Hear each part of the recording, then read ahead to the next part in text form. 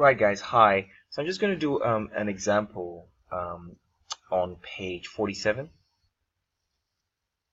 question 92. I mean, my videos, what I've done in those videos is try to they're quite long, and I've tried to, when I say long, I've tried to expand on what's really going on. But as you do them, you start to see that I'm not really, the rules are the same throughout.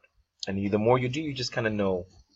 I mean, look at this question. I'm going to play with it a little. It says the budgeted overheads are £20, 20,000. And the budgeted output of 10,000 is 10,000 units. So I'm just going to pretend this is what happened last year. It doesn't really matter. I know that my foire is 2. It's £2. Right? So if I do my graph, I know that's £2. So, I mean, that's my fixed overhead, 20,000. Right? In my mind, well, once I hit 10,000 units, I've got that 2,000, 20,000 in there. I think it's going to be 20,000. Really, all I really want to do is get 20,000. I know it's a fixed cost, and there's nothing to do with volume. But here's the thing. As soon as you made 12,000 units, you made your costs higher, because at £2, you're putting in 2 per unit.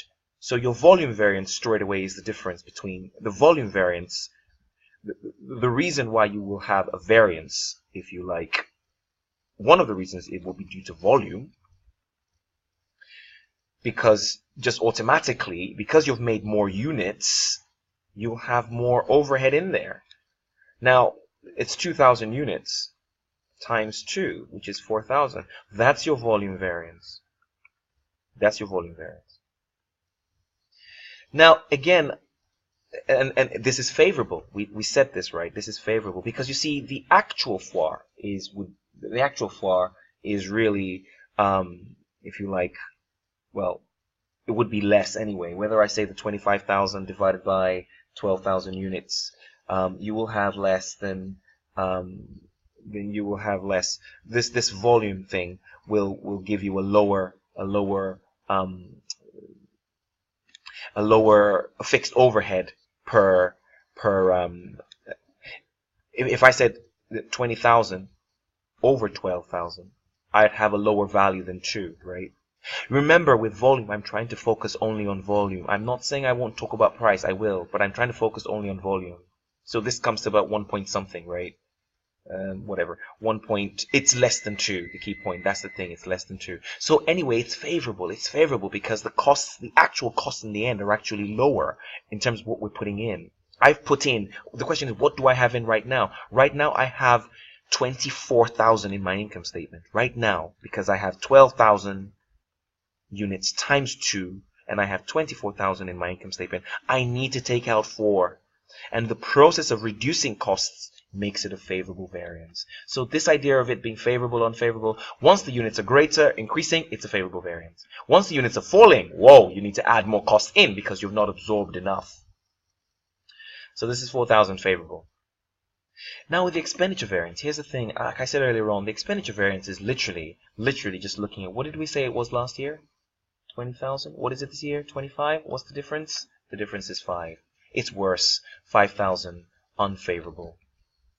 Right? 5,000 unfavorable. So you now have 5,000 unfavorable, 4,000 favorable, and that's what they've asked. The truth is, the actual total variance is actually £1,000 unfavorable. That's the total variance. The two of them together. Right? And let's think about that. Let's think about what we're actually sort of doing here. Let's just let me add another page. I don't know if I have enough data, but I think I have enough data to be able to really see what's going on here. Right. So this is what simply happened. Right. You have a foire. The foire is £2. Right. We've done that. I made 12,000 units. So I've got 12,000 units in there. So it's telling me that it's 24,000, right? That's what I have right now. The actual is 25,000. So the actual total variance is £1,000, right? It's telling me this is £1,000 unfavorable. It says, oh, and you only have 24,000 in there. You need to increase it by another 1,000. This 1,000 is called the total variance.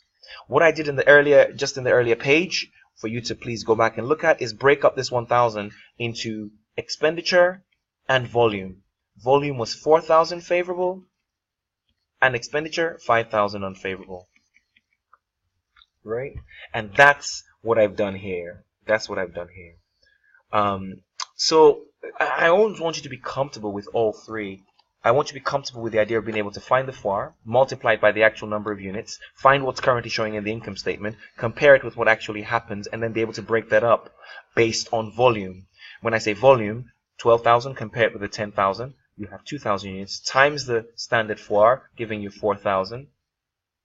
Here's the thing, you know that, well, if you're saying 24,000, Oyen, well, drop that down to 20,000. Let's now focus on just the volume. Well, if you're focused just on the volume, the difference now between 20 and 25 is the 5, right? It's the 5. And that's the expenditure variance. I'm basically separating out the variances. Okay, great stuff. So in the next video, I'm going to talk about capacity and the efficiency variances. Okay, great stuff. See you then.